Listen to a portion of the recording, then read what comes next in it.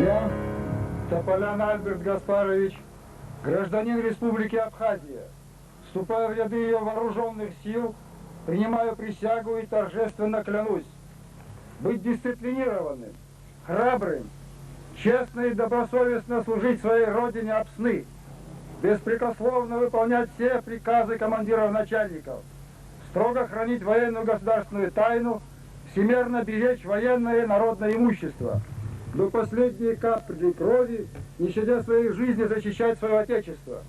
Если же я нарушу клятву, то пусть меня постигнет суровая кара закона, всеобщая ненависть и презрение народа Абхазии.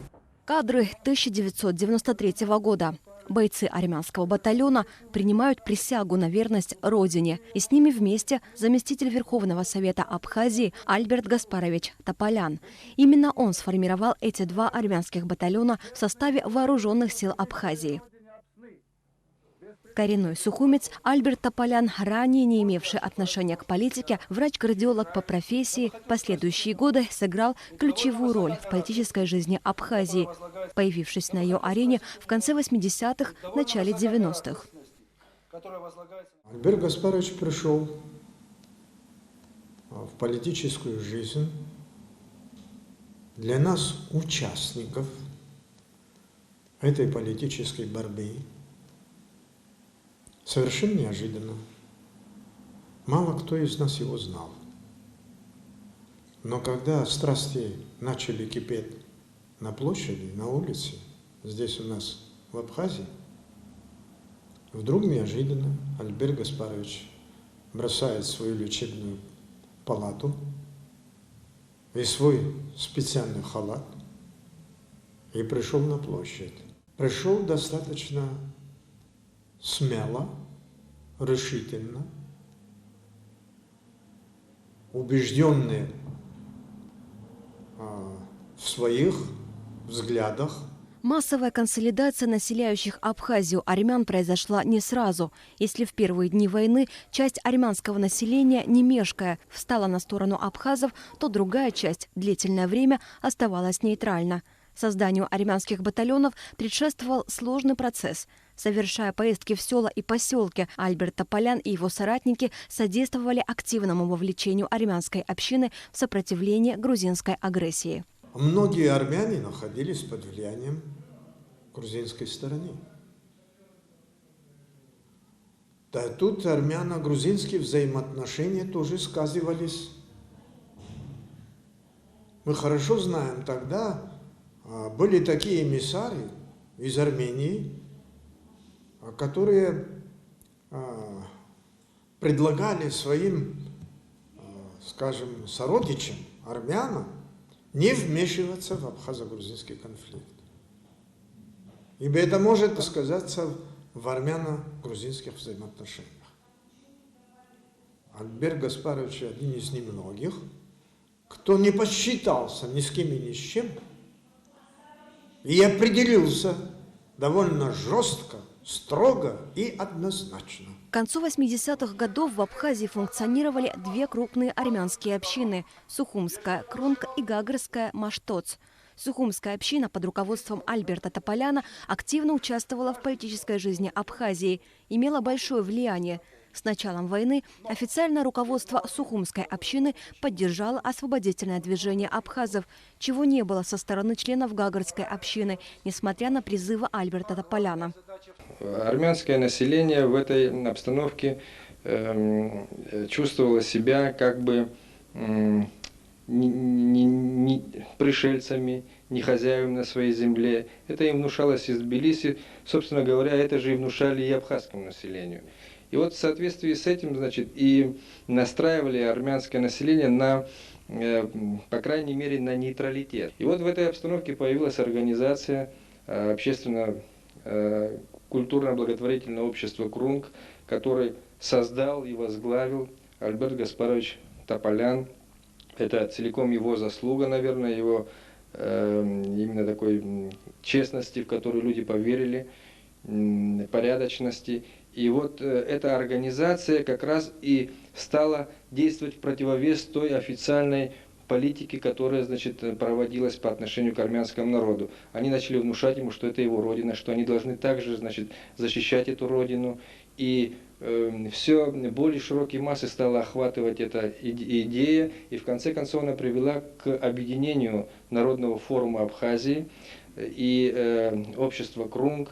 К нему примкнули и славянские организации, которые здесь были, и многие другие. Альберт Тополян продолжал работу для полномасштабной мобилизации армянского населения и выступления его на стороне абхазов. К 15 марта 1993 года отдельный армянский мотострелковый батальон имени маршала Баграмяна организованно влился в состав вооруженных сил Абхазии. В первое время он насчитывал более 300 бойцов. Затем их количество увеличилось до 500 бойцов. В его рядах были абхазы, греки, кабардинцы.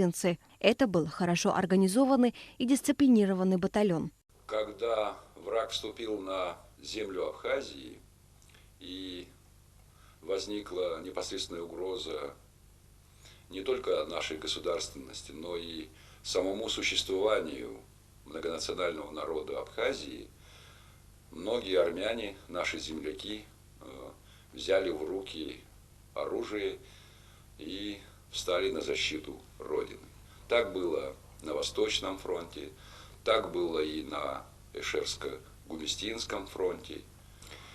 После освобождения города Гагра, когда началось формирование первой бригады, среди бойцов армян и среди тех армян, которые готовы были взять оружие, возникла идея создания отдельного армянского батальона, который бы носил имя выдающегося полководца времен Отечественной войны маршала Баграмяна. В формировании этого батальона своими обращениями, своими выступлениями, своим личным примером, личным участием важную роль сыграл тогда и Альберт Гаспарович Тополян.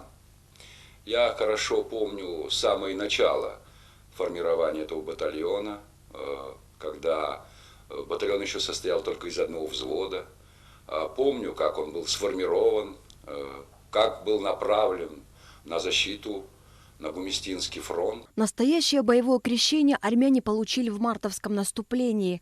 Так считал султан Сосналиев, тогда, как известно, абхазская армия понесла колоссальные потери. Команда, которая связывала Владислава Григорьевича и Альберта Гаспаровича, для нас это было очень важно.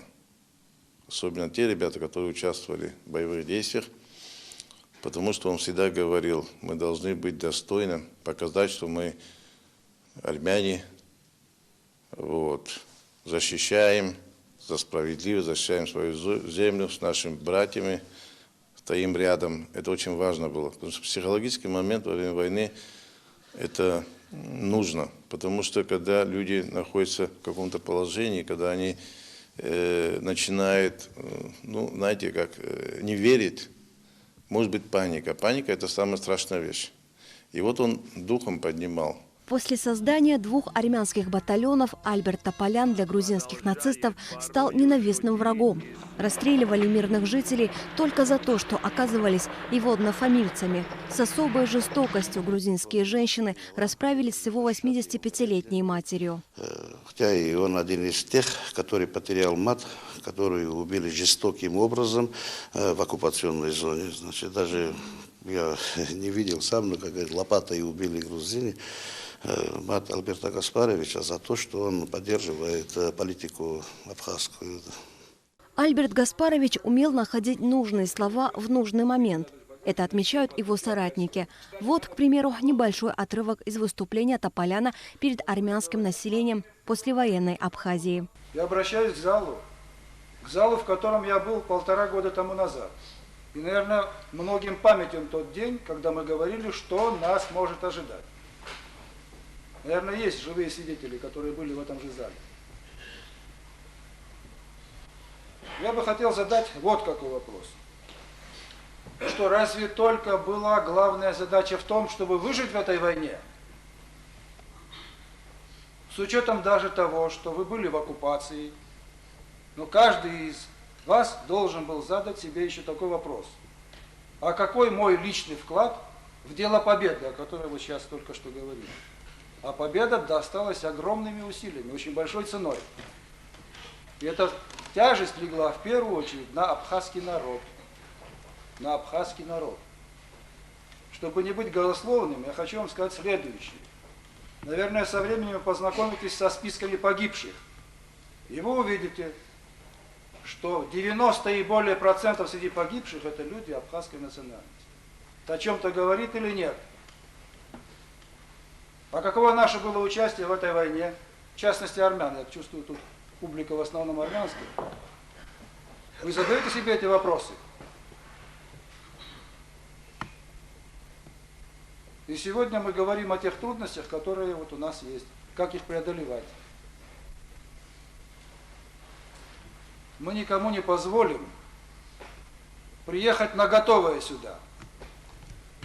Граждане Абхазии должны чувствовать себя полноценными гражданами. Послевоенная Абхазия требовала много сил и труда.